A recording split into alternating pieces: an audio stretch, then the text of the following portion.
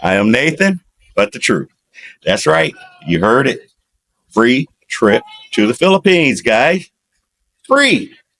Okay. The way it's going to work. I'm going to give, I don't know how many gentlemen, 20 or more gentlemen of a certain age. I'm going to pay your flight round trip from the United States of America to the Philippines for 2 to 3 weeks or longer if you like. All expenses paid. You'll have beautiful places to stay. This is nice.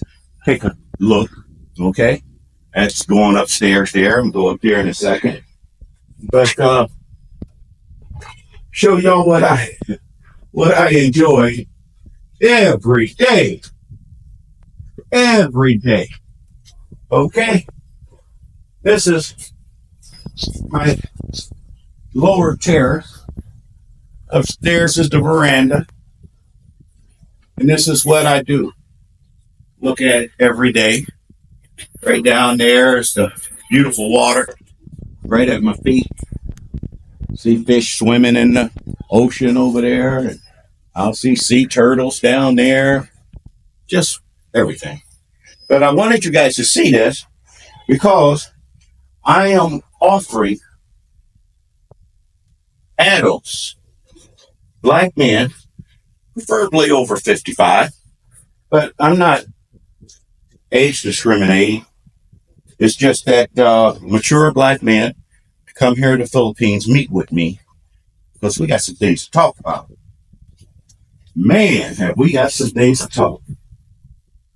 Woo! Well, you got nobody wants to talk to you. And when they do, boy, oh boy, they try to think that you're monolithic, that every black man thinks the same. And so they put you in that bubble, monolithic bubble, and you got to accept it. Here's my studio, you guys. Okay. But I'm not doing studio today. I'm going to just show you guys. Hey, how about if I show you guys the back terrace first? Because I want to finish up here in a minute out there on the front terrace. But this back terrace, I like it too. It has a nice view. Has a bedroom right there. Just like that front terrace, that's a private guest quarters. But this right here, this is nice. This is nice. You can sit out here. And you still got ocean view over there. Beautiful mountain. You know. It's all good. So let's go on out here. This back chair. Let you guys. Now, of course, my office and my bedroom are one and the same. So here, this is a different view. This is the one I really like right here. Because I can see all up in here, you guys. And it's always around 2:30, 2:45. I get up. By 3 o'clock, I'm in the morning. I'm sitting there and I'm drinking my coffee and I'm doing my writing. As you know, I call myself a writer and I'm writing my little stories and stuff like that. But this is what I sit up at. It's pitch black, so you can't see the beautiful mountains and the sunset and all that. But you could sit here and it's so peaceful and quiet. But I'm offering that to every black man that if you don't see the video, somebody in your family gonna tell you this dude is actually saying he gonna pay for you a round trip ticket to the Philippines. Y'all gotta forgive me. It's hot in the Philippines. Okay? That's a slogan that stands true. Why I'm sweating. Plus, I got a lot of pig meat in my belly here. But you're gonna find the trip well worth it. Now, the reason I'm offering this trip to as many brothers that can answer, okay? Some things have been happening. I mean, they're going bad. These folks done lost their ever-loving mind when it comes to this election and shit like that. And I don't like the idea of seeing African Americans being just used. And that's what's happening now. And by African Americans, these so-called elitists, okay, these upper crust, these ones that are on all your major networks and the athletes, and they assume position as your leader. They're playing. You guys should have a voice. That's what all I've been saying. I'm not, I don't think personally that black men should vote. I think that you should show the world something. You guys step back from the voter rolls, boy, and you could shut down the whole goddamn U.S. government. Because what will happen is that other countries will see the weakness of the United States of America. But see, that's just me talking, okay? Everybody has their own view. What I'm going to do is I'm going to put all those other views out on display. We're going to get together. We're going to create our town hall meetings. We're going to create our police database, our missing children database, okay? And we call it missing children, but it's going to have from 0 to 99 because African Americans are disappearing pretty fast. And I got a video I'm going to make about that. But right now, I want you guys to listen to this brother because he put 2 and 2 together, okay? And he touched on it, and he's talking about the boulets. And the boulet, what boulet means is protector of the king. And that is African Americans that protect white supremacy, global white supremacy. They don't want Master's house to burn down. They want to be able to sit in Master's house to eat. There was a lot during Civil War of African Americans fighting for slavery because they had a place at the table, they thought. They had a spot with Master. Okay, so we got to identify them. And it's not division. I'm not sowing division. This will bring about a better unity. So listen to the brother, okay? Listen to him good. The other day, I received a particular screenshot in which I'm going to go over here in just a moment. But it talked about Black Democrats, many of them that we see who we consider to be in the boule. Some of them you see as talking heads on large TV networks. Joy Reid, who's really Congolese. And then you have Roland Martin, who is Haitian American, Haitian African American. I'm not sure, but these are people who are Democrats known for speaking on behalf of the Black community. And this particular tweet was shocking. In the tweet reads by Najma Sharif, shout out to her. The majority of Black brown liberals are middle class, upper middle class. They love to project and say we shall have no stakes in this election when all they care is for representation because they suffer from deep self-esteem issues and imposter syndrome. Don't argue with them. She also says this: all they want are White House dinner invites and to see themselves like you can't reason with people like this. They're children. They want mommy and daddy to recognize them. Ignore them the same way they ignore the rest of us unless they want to coerce us into voting. I sat there and I thought about it. And I said, these people who are Democrats, who are very talented, went to great schools, have great work ethics, they don't really have a clue about what's going on in Black America because of their position and their society. And this brought me to a recent documentary that I've seen called Inside the Negro Middle Class of 1968. I'm still yet to watch all of it, but it is great. And basically the problems that were happening at that time are still happening now. Okay? This is right in the civil rights movement. You had a lot of your Black boulets there. There's a particular guy, talented guy, I believe he went to NYU, and he's talking about how he didn't really feel a connection to the Black community because of how he grew up and what's going on in Black America. What he's gonna say is very troubling, but it's the truth to his perspective. I guess it's clear to see now that the Negro who is truly struggling looks askance at us. They are the upper middle class or the middle class. They don't understand our problems. We don't need them. They're of a dying era. The Roy Wilkins and the Whitney Youngs and the Philip Randolph, possibly. We don't understand, and they don't understand it.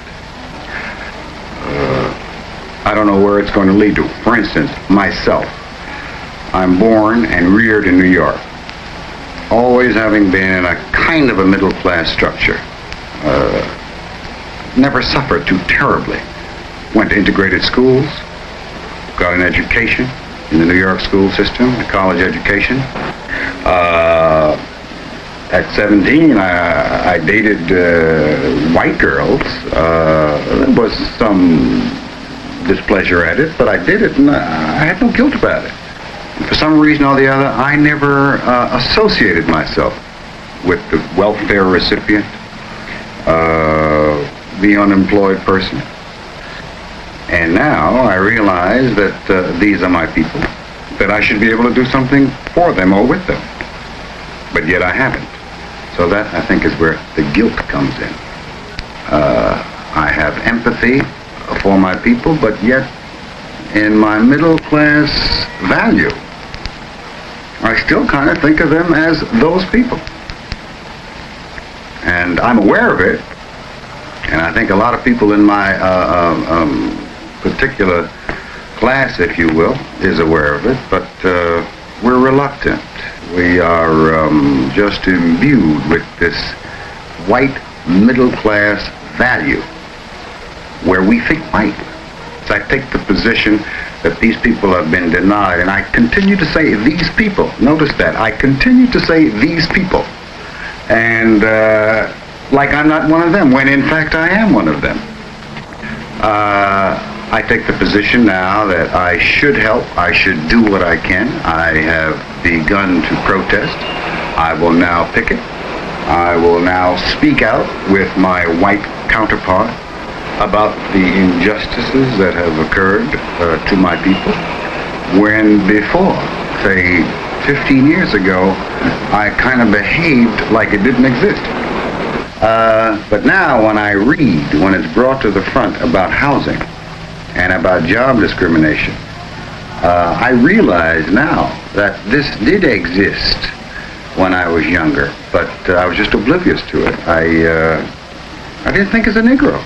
But now I'm thinking as a Negro. And this is something that is very, very true. The Democrats who are urging the blacks to vote, you see, their lives are different from the rest of the people in the community that live in, you know, the hard parts of Oakland, California, that live in the hard parts of Chicago. They don't live there. Now, oh my goodness. I want you guys to see how this was all threaded together when CNN got the shock of their life, because they wanted to play black folks. And they did a damn good job when they went to a barbershop and got their eyes opened up. Then after that racist some bitch, okay, that's doing a newscast, called those black men low information voters. That's his word. Because then he turned around and said, well, it's you know, in the pot with white people too. That let me know that he's not reading from, he tried to make like he was reading from comments, but these were not comments made online. These was his views and his anger at hearing black men independently thinking. And sister girl, in this video that you're about to check out, woo, she called it on the head. See, most black women are so eager to align themselves with the white masses in attacking black men that there are some black women that see it, and the second they see it, they jump on it. Okay? Because like Sister Soul just said, anything that's directed at the black man is directed at me, because I am him. He is me. But you can't get black folks to see that and understand that, because, of course, the Democrats went and got all them black women on the Zoom calls, and they parading these black women around and got them all excited. No. Not when black men are referred to as low information voters. And them brothers was not low information. Them brothers had ideas. They were talking international politics. They were not, no. Very intelligent, articulated very well, okay? And they were of all different walks of life, and that small power. So understand, there's a need for you brothers to get here and have a talk with me, because we can do some stuff, okay? And I'm not saying we need to do some stuff for the election, okay? I don't give a damn about the election. I see the collapse coming, and we can be on top. And this is how we're going to do it. We're going to get together now at my home, right here. So y'all listen to this sister girl's cut of the CNN interview with the black barbershop. Okay? Listen. Is Donald Trump a racist? I'm gonna be honest with you. Until I see something for myself that would paint in my mind or give me the information, the evidence, hey, he's racist, I would say yes. But currently, that man hasn't done anything or said anything that made me look at him and go, oh, he's a racist. If you ask social media, is he a racist? Is it a little more clean? Oh yeah, it's clean cut. Yeah. What's happening over there? It has been painted in the media for him, like, because like they take sound bites of him, they take his speeches and they can turn them into like him targeting one specific type of race in a sense like that. But like him, like unless there's a defining image of him being racist, then he's racist to me. I'm going to be brutally honest. I work for this man. I work for the Trump Park condominium. I did private security for him. And if you actually work for this man, you will see he has one of the most diverse companies you can work for. I'm talking about from Polish to Dominican to Russian, you name it, they work for him. And he treats them all well. He treated me like a king. Like, I've been around this man, you know, and he's always been good. I've watched him in New York City. Every rapper in New York City has mentioned this man for a reason, because he does do things in the community. It's funny you say that. If you pay attention to his presidency, he did do stuff for historical black colleges and inner city, things like that. So like, this is why I tell people, like, get to know the person first. Do your homework, you know? Several days later. Last week, before Trump appeared at the NABJ, Joel D., a Harrisburg, Pennsylvania CBS network anchor, went to a central Pennsylvania barbershop seeking some candid conversation. Among the revelations, that some of the black men that he interviewed did not regard Harris as black. Is Kamala going to make you a little more likely or less likely to vote Democrat? Well, I guess, first, Ray, hold on, Ray. Is Kamala black? Yes or no? I'm going to let her speak on that. But to me, no. Oh, is Kamala black? Yes or no? I share that same view. Wow, is Kamala black? Yes or no? I heard she was. I heard she's half black and half Asian. When I played that audio on my SiriusXM radio program on Thursday, many callers who self-identified as African American were quick to tell me that those men were the exception, not the rule. Some described them as low information voters, no different than you'd find among whites. Trump is outperforming other Republican presidential candidates for the black vote. Recent polling by the New York Times and Siena shows him capturing 23% of the black vote. Compare that to the last GOP nominee, Mitt Romney, who in 2012 received only 6% of the black vote against Barack Obama. Yo, Ray, you listen. Ray, you from the hood though. Yep. So your perspective is did your political perspective shift because you're in a different income bracket than you were when you were a kid? Because a lot of that times that happens. You know what I mean? You start off as a Democrat because you're told as a brown skinned person to be a Democrat. Yeah. But then all of a sudden you start putting money in your pocket. You know what I mean? Yeah. Walking around with the Yankee fitted. You know what I mean? I grew up in a liberal city, So liberal now- household. That was like, I always say we've been indoctrinated. Yeah. And and that was several generations of my family. And as I went into the military, college, had kids, became a business owner, my viewpoints completely changed. I'm more in the middle now, if anything. And I see things completely different than when I did when I was at 18, 25, 30, 35. I'm 45 now. Do you think Democrats take your vote for granted? Yes, they do. I obviously feel that way because I've heard things, seen things, and experienced things through all these political races since I was 18 where they play the brown and black card very heavy all the time. And they try to get things to shift and move with things that are unimportant. You know, like I've seen like when they, all the Democrats had wore all the African wardrobe.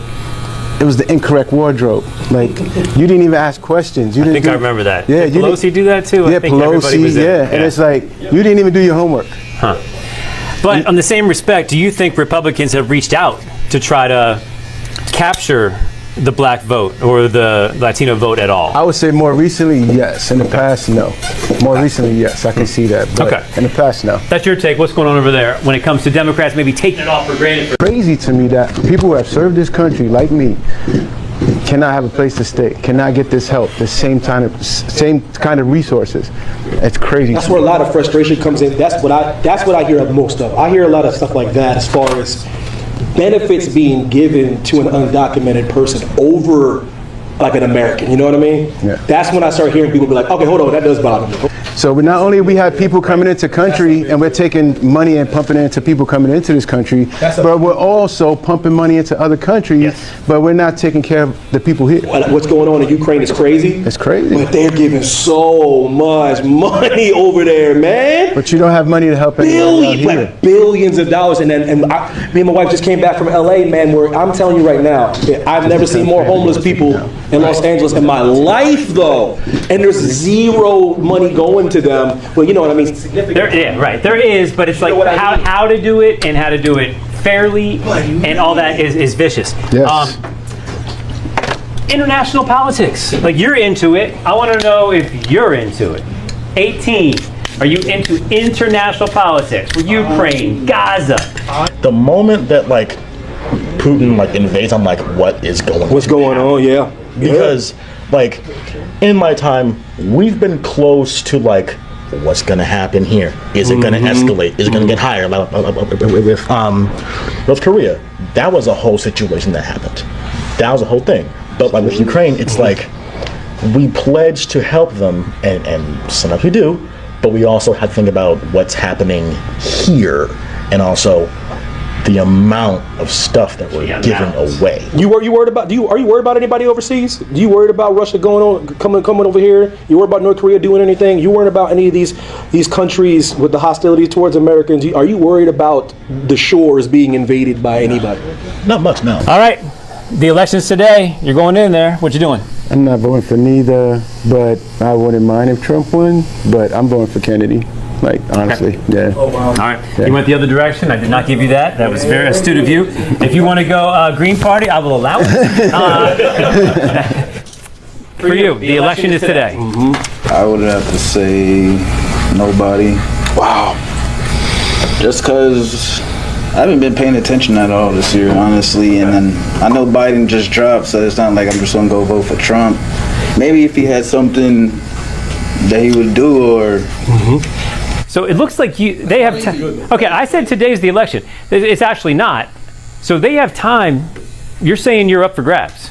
You could vote for someone if you were inspired to. Yeah, if I was inspired to. There you go. There you go. Okay. We're going to leave you blank on this. Yeah. We're going to come over to you. Today. Neither. So we have 4 people on the record here, and nobody is voting for Harris or Trump in this group. Wow. Incredible stuff, man. Wow. Do they got time? Do they got time to get you though? It's like 100-some days. And you said RFK is about to run, or I'm gonna write him in. I'm gonna write him in. I wouldn't mind. On the ballot, probably. Yeah, I wouldn't mind if Trump's president, but I think America needs change, and real change is not one of them. Yeah. Right. Wow. Why did I feel? Maybe this is just me. Why did I feel like that reporter died inside when the Papa said, "Oh, yeah, I have worked for Trump. I have talked to Trump, and he treated me like a king." Why did I feel like that line just killed him inside? Why? You guys, CNN calls it black vote, but God forbid that Trump calls it black jobs. Ooh, we will not hear the end of it on social media. At all. We would have not heard the end of it, the last of it on social media. Something just came into my head, right? He talked, the Baba, I'm talking about the Baba now, yeah? He talked to Trump. He walked with Trump. That man treated me like a king. And you still call him low information vote. So are you saying that if I am black and I like Trump, it means that? Does that mean that it is low information vote? Now, you see how everything tied together? You got the Boule over here, and the Boule is standing with Massa over here. They upset because there is a demographics out there that is very diverse and can hurdle. But they have to discredit them by calling them low information vote. In other words, just a bunch of dumb Negroes, dumb old black fools. They don't know what they talking about. And the Boule, who's so removed from black society, because I'm going to tell you right now, ain't none of one of them some bitches that you guys look at on that TV has ever walked down the street near projects, in a project, went to the convenience store where brothers like to hang out. Ain't none of them some bitches ever done that. I've done it. I did it just a couple months ago out in California. All I did was walk. I caught the bus, okay, several times. But mostly I walk. And I'd stop and sit up and talk to brothers. We would just sit and talk. But nobody else is going to talk to them because they're afraid of, okay? They clutch their purse when these brothers ain't trying to do a damn thing to nobody. But they have a voice. And so I want them to have that voice. And I want y'all to get your ass over here. You got a paid ticket? Somebody offering you a paid ticket to paradise. My goodness. Look at this. Coconut. Okay? Out in front, I could show you those big old jackfruit hanging from the tree. Big old jackfruit. Man, you can't go hungry in this country. Nobody goes hungry here. Nobody. This is paradise. Fruit growing on the trees all year long. Man, if my old ass could get up that tree, but I don't have to. You know what I do? I reach in my pocket, I see them little young boys, I say, hey man, grab me a couple coconut. Okay, Sir Nathan. And they'll zip up there and get the coconut, and then they'll come down. Oh no, you don't have to pay me. Look at that hawk. See, this is beauty, nature. See, y'all, that's a red-tailed hawk. Beautiful, beautiful big bird. He live over here, actually. Why he out there, I don't know. He might be fishing. Y'all, this is it. So, for those of you who see this and know that I ain't gonna send you no damn ticket because you have the feminine nature, or you men, and you know you're very, very young, tell Uncle Joe, your grandpa, say this man gonna pay for you to come over there, sit with him for a few weeks. A few weeks of paradise, y'all. I mean, my goodness, we'll eat good. You guys, we get hungry, I go up there, man. I go up there. I tell you, I slaughter one of my pigs. I got some pig. And what you didn't see when we was out front, my neighbors got a chicken coop. Over, what, 600 chickens? Laying eggs every day. Well, we can go in there, man, and raid their coop and get a couple chickens. Pluck them feathers. Y'all, I ain't lying. You could do it, man. You plug the feathers, be frying that chicken in an hour. This is the Philippines, man. So get your ass on over here. Come talk to me. Okay? And just remember, I love you. I'm Nathan Robinson, and I am back quiet.